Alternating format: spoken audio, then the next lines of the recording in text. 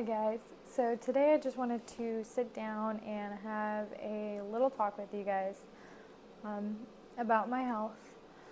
Just kind of fill you guys in on some things that I recently found out actually um, that I have.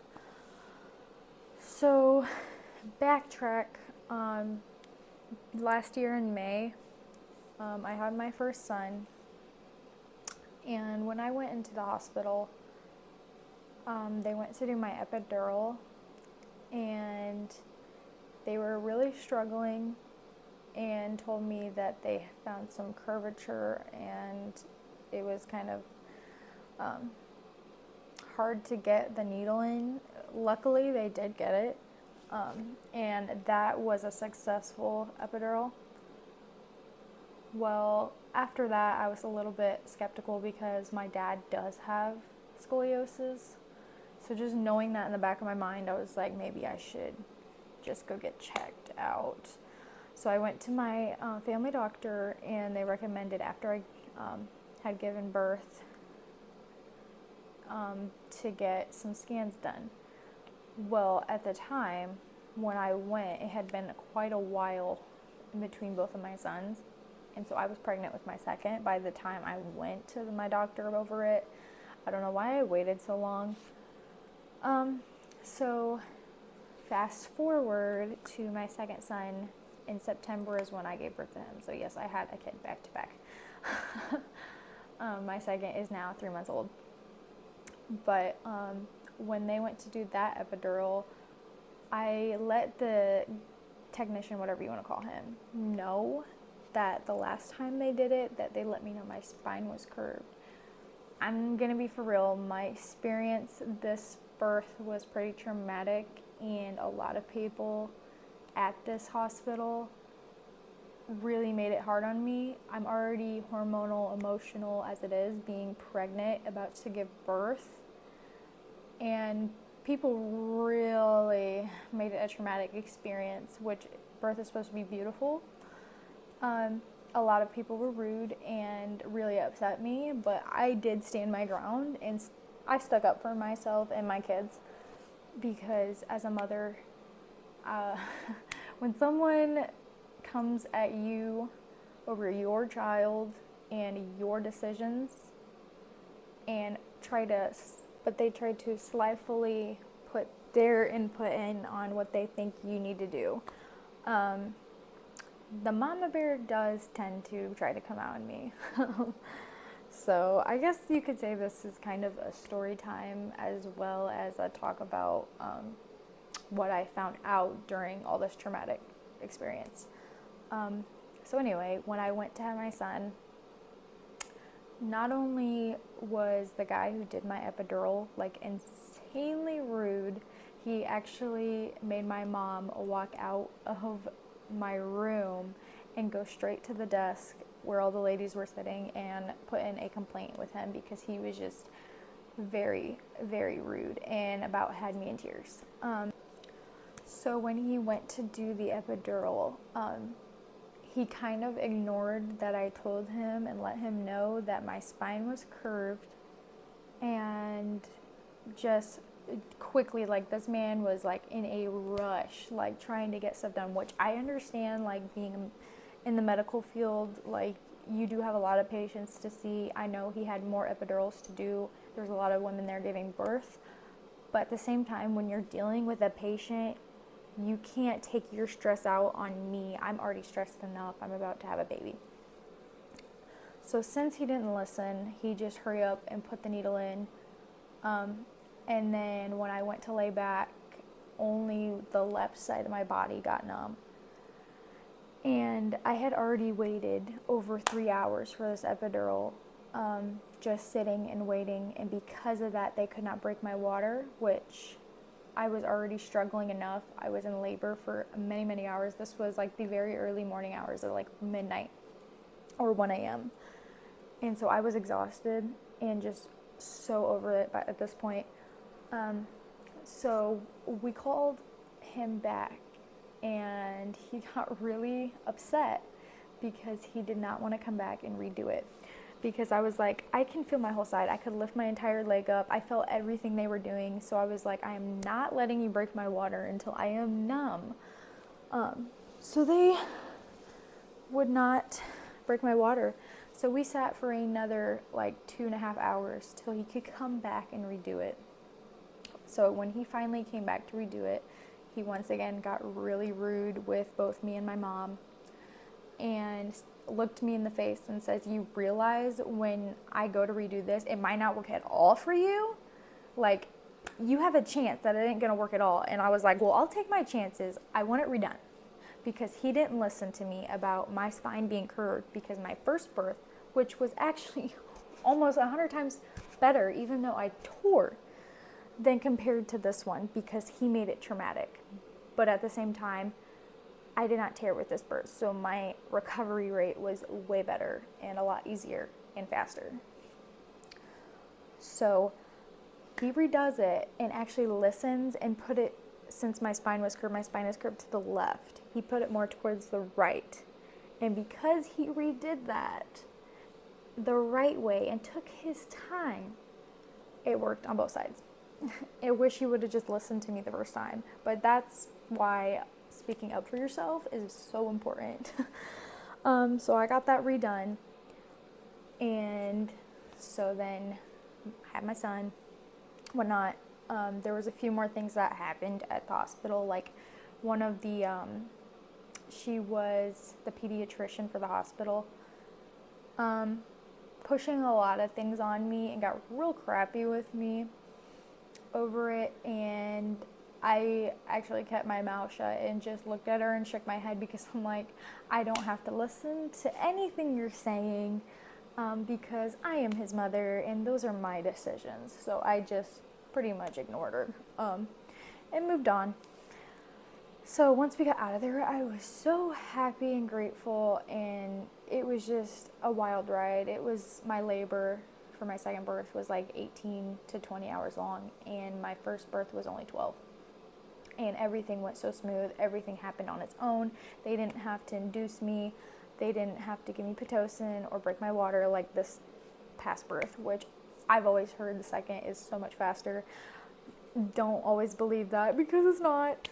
And I really wish I had the first person, like for my first son, who did my epidural. It was a lady, and she was so nice and just like talked me through it and was not rushing like with the second. So anyway, fast forward to that. Well, I left the hospital and I took a few weeks before I went, because when I came home, I then learned that my tailbone was in excruciating pain. I don't know if it was the high from the hospital of not realizing it, but once I got home, I was in so much pain. I could not sit down. I had to lay on my side, constantly changing positions. Nothing was helping. I couldn't even stand up for like the first 10 weeks.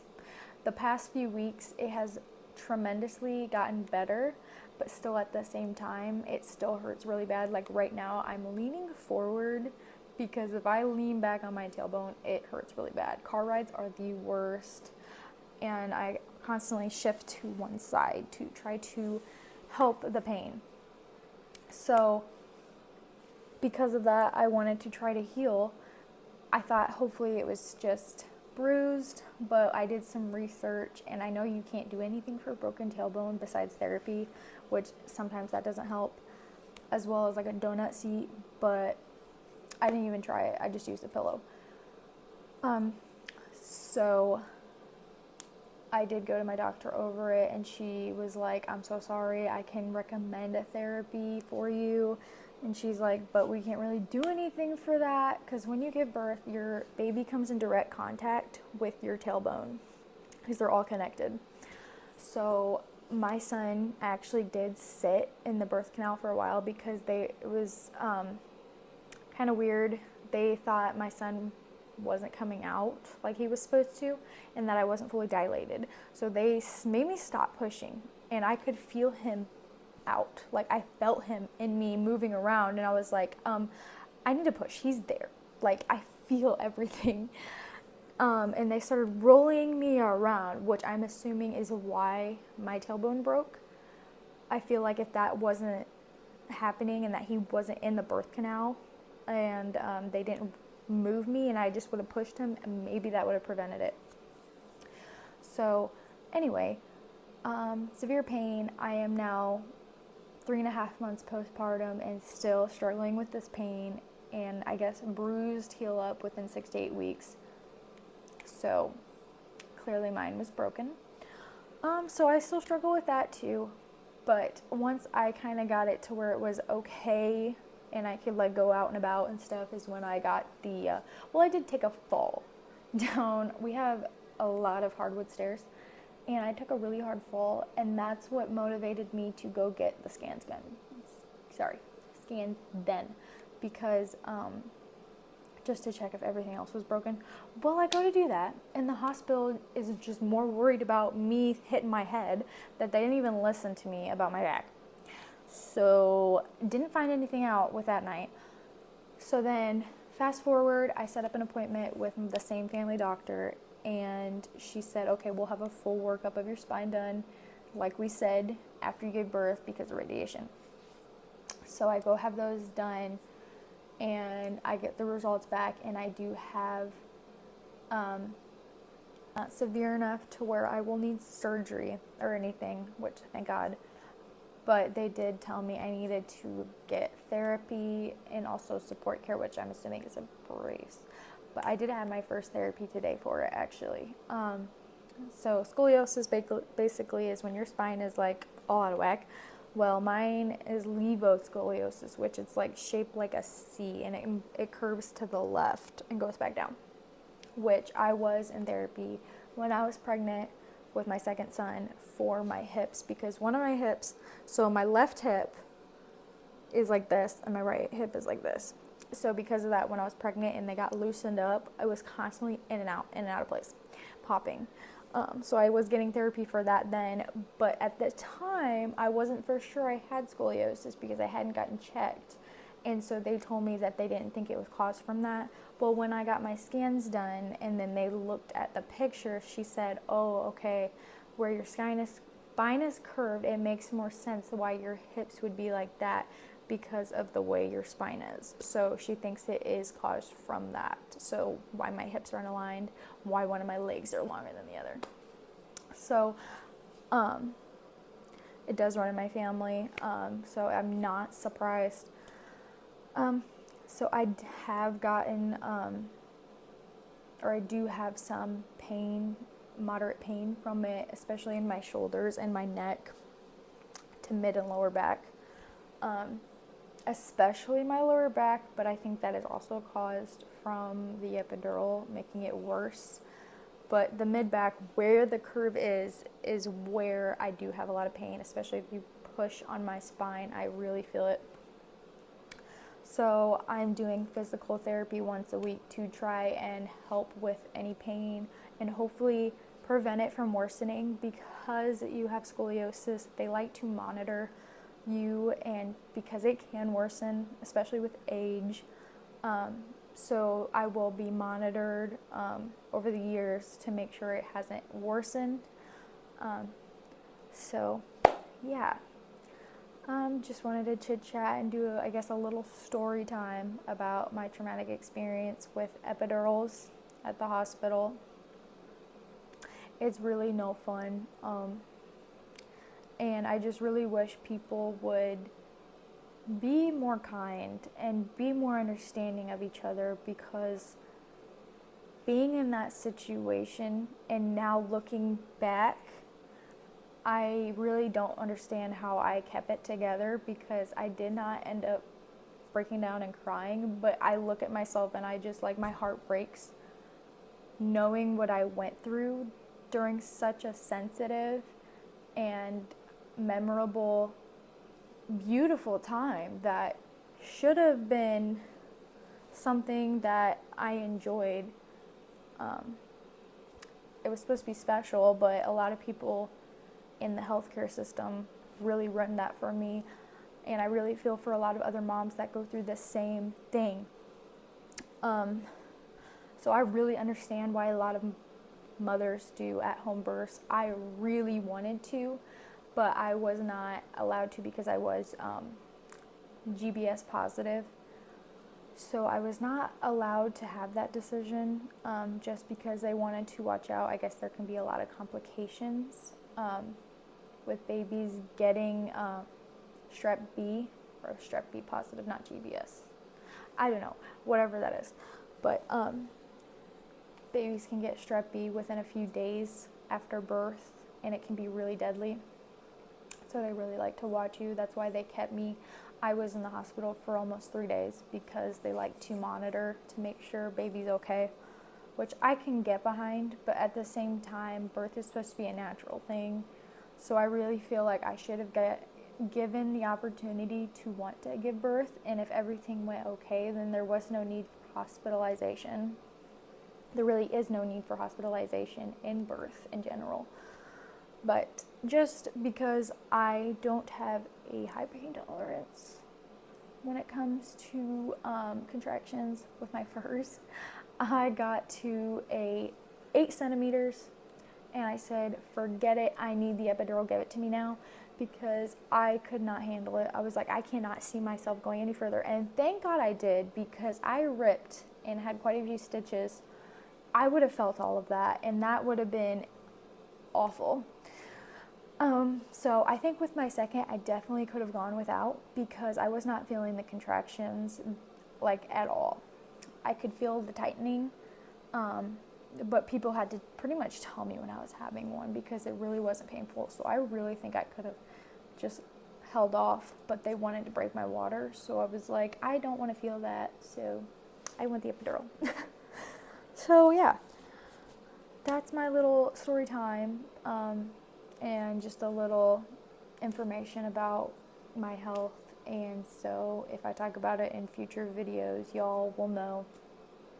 So I hope you guys enjoyed, and I'm excited to make more videos and be posting, and I will be doing a very big perfume review here soon, because I have a lot of perfumes on the way, and a lot of them are the Lattafa brand. I think I have 6 Lattafa perfumes coming in the mail